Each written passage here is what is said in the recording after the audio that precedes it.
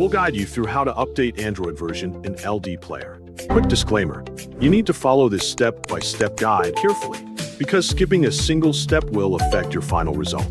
If this guide helpful, don't forget to like and subscribe. First, head over to your computer screen desktop. Locate and double-click the LDPlayer application icon among your desktop shortcuts.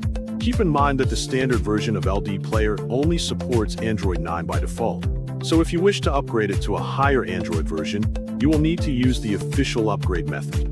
Open the official website using the provided link, then download the required installer and complete the installation process as you normally would for any standard program. If your goal is only to upgrade to Android 9, return to the emulator window and direct your attention to the toolbar positioned on the right side of the emulator interface. Look for the multi-instance icon, which is represented by a symbol that looks like several layered squares stacked together.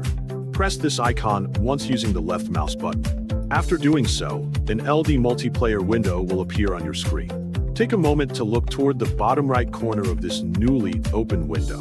Move your mouse over the Add Instance button and click it once. A small menu will immediately appear, giving you additional options. From this menu, press New Instance one time. A new instance settings window will then open in the center of the screen. Locate the emulator version option and click the drop-down menu beside it. A list containing multiple Android versions will appear for selection. Review the available versions and select the newer Android version that you want by pressing it once. After confirming that all settings are correct, click the Confirm button located at the bottom of the settings window. Wait patiently while the new instance is created and added to the instance list. Once it finishes appearing in the list, move your mouse to the Start button next to your newly selected Android version. Press Start and wait while the updated Android LDPlayer instance completes its loading process.